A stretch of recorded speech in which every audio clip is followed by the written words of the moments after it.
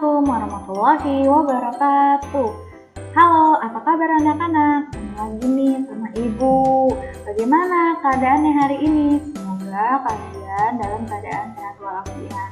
Baik, kali ini kita akan melanjutkan pembelajaran ya. Nah, tapi sebelum kita melanjutkan pembelajaran, kita berdoa dulu terlebih dahulu. Kita berdoa yuk. Bismillahirrahmanirrahim. Rabbi zidni ilma warzuqni fahma. Nah, kali ini kita akan belajar mengenai tema yang kedua, PB yang keempat, 5, dan ke-6. Yuk kita langsung saja. Pentingnya sarapan sebelum beraktivitas. Apa akibat jika kita tidak sarapan? Nah, ayo siapa kalian yang kalau misalnya tiap pagi sarapan dan tidak sarapan?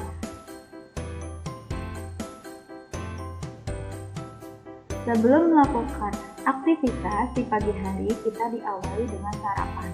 Kita bisa sarapan dengan berbagai macam menu sarapan. Di antaranya nasi goreng, roti bakar, roti tawar, serta dengan meminum susu. Manfaat sarapan, sumber energi di awal, menjaga kesehatan, menjaga konsentrasi, tubuh yang kuat, menekan makan lebih. Nah, akibat tidak sarapan, sakit perut, mudah lelah, mengantuk, lesu, dan mudah marah, dan terlebih mengantuk. Nah, kamu tentu memiliki menu sarapan atau makanan yang kamu sukai. Apa makanan yang kamu sukai? Ada banyak, ada sate, ada nasi goreng, ada nasi bakar, sayur asem. Nah, banyak makanan yang dapat kalian sukai atau kamu sukai. Made dan Sekar bersahabat. Made berasal dari Bali dan Sekar berasal dari Jawa Tengah. Made dan Sekar memiliki makanan kesukaan daerah masing-masing. Made suka makan ayam betutu. Ayam betutu memiliki rasa pedas, sedangkan Sekar suka makan gudeg. Gudeg memiliki rasa manis. Suatu hari, Sekar main ke rumah Made. Made menyajikan ayam betutu pada Sekar. Sekar menolak makanan tersebut dengan sopan. Sekar beralasan perutnya gampang sakit jika makan makanan yang pedas. Made pun mengerti dan tidak marah.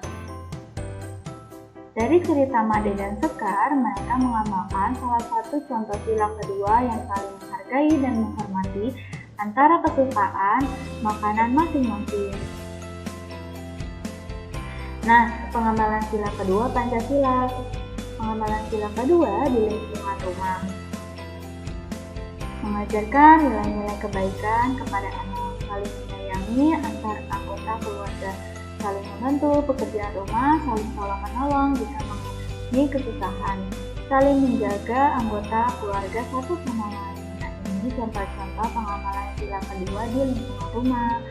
Nah, pengamalan sila kedua di lingkungan sekolah.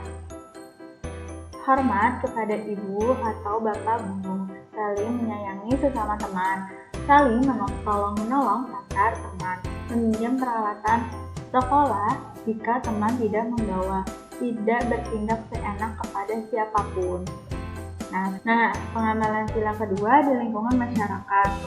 Memberi bantuan kepada tetangga, saling tolong-menolong antar tetangga, memberikan makanan kepada tetangga yang kurang mampu, menghormati tetangga yang lebih tua atau baru tinggal di sekitar kita, bergotong royong dalam kepentingan lingkungan.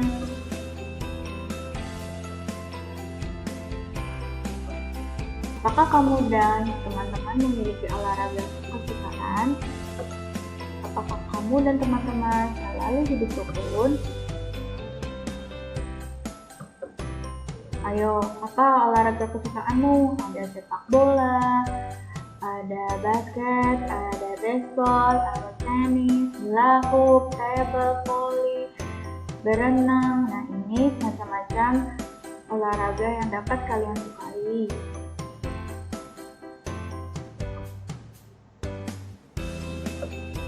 Olahraga dapat mempengaruhi pertumbuhan pertumbuhan dan perkembangan manusia. Olahraga dapat membuat tubuh sehat serta tidak mudah sakit. Olahraga dan makanan sehat membuat tubuh menjadi segar, sehat, kuat, serta pertumbuhan tinggi badanmu menjadi lebih cepat. Ada banyak olahraga yang dapat dilakukan dan disukai anak-anak. Olahraga yang anak-anak sukai ada yang sama, bahkan ada yang berbeda.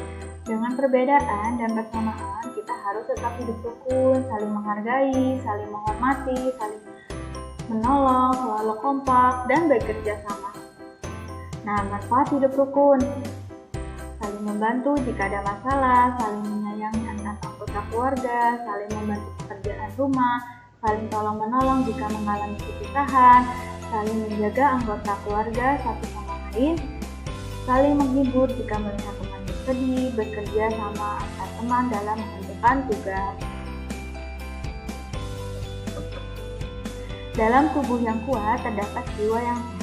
Kita bisa mendapatkan jiwa yang sehat dengan cukup makanan sehat, olahraga teratur, istirahat yang cukup, dan rekreasi.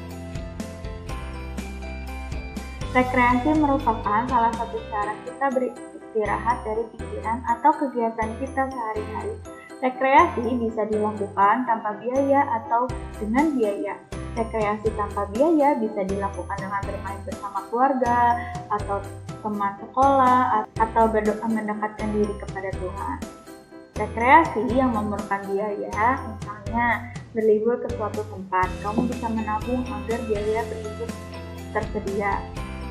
Untuk menghitung kekurangan biaya yang diperlukan untuk berlibur, kamu perlu melakukan dengan cara pengurangan. Pengurangan bilangan kata. Yang pertama, pengurangan tanpa teknik meminjam. Contohnya, pengurangan tanpa teknik meminjam 9.500 dikurang 7.200. Nah, kita kelompokkan dulu ribuan, ratusan, puluhan, satuannya. Nah, kita kelompokkan terlebih dahulu. Setelah kita kelompokkan, kita bisa langsung mengoperasikan pengurangan tanpa teknik meminjamnya.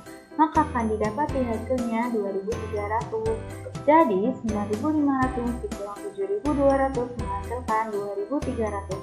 Nah, untuk metode yang pendeknya kita langsung operasikan saja, akan didapati 2.300. Yang kedua, pengurangan teknik meminjam. Contohnya, pengurangan teknik meminjam 4.519 dikurang 2.236. Kita memakai metode yang panjangnya dulu dan kita kelompokkan ribuan, ratusan, puluhan, satunya.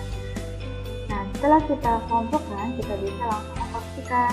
Nah, akan mendapati hasilnya 2.283. Jadi 4.519 dikurang 2.236 sama dengan 2.283.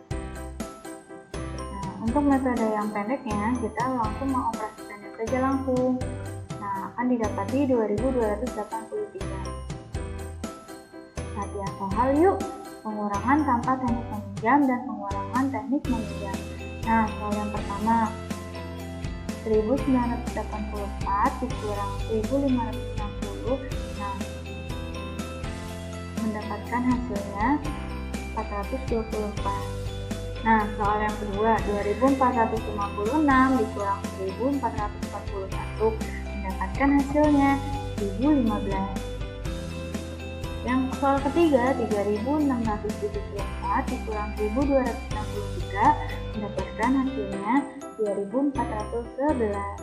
Nah, soal yang pertama untuk pengurangan teknik meminjam, 9.351 dikurang 3.842.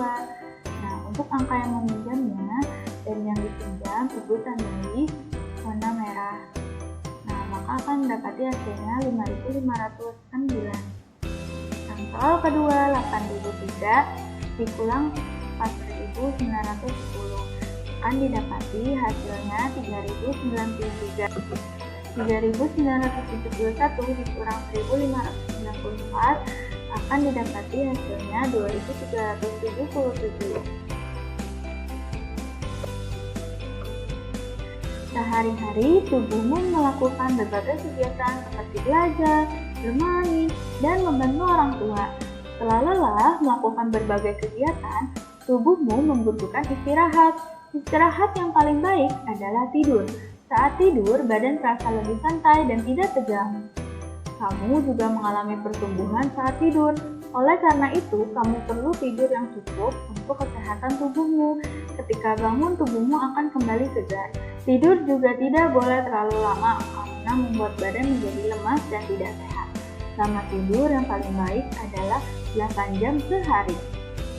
Ada kegiatan yang bisa dilakukan sebelum tidur, misalnya mencuci kaki, menggosok gigi, berdoa, dan mematikan lampu. Berdoa tidak hanya dilakukan saat hendak tidur. Saat akan memulai kegiatan apapun, sebaiknya kita berdoa terlebih dahulu kepada Tuhan. Cara berdoa disesuaikan dengan ajaran agama yang kita anut. Kita harus menghargai cara berdoa orang lain kepada kepercayaan dan agama yang dianut setiap orang berbeda. Nah, ada yang berdoa dengan cara Islam, agama Islam, berdoa dengan agama Kristen, berdoa dengan agama Katolik, berdoa dengan agama Hindu, berdoa dengan agama Buddha, dan berdoa dengan agama Konghucu. Nah, terima kasih untuk pembelajaran kali ini. Kurang lebihnya mohon maaf, Ibu undur diri. Wassalamualaikum warahmatullahi wabarakatuh.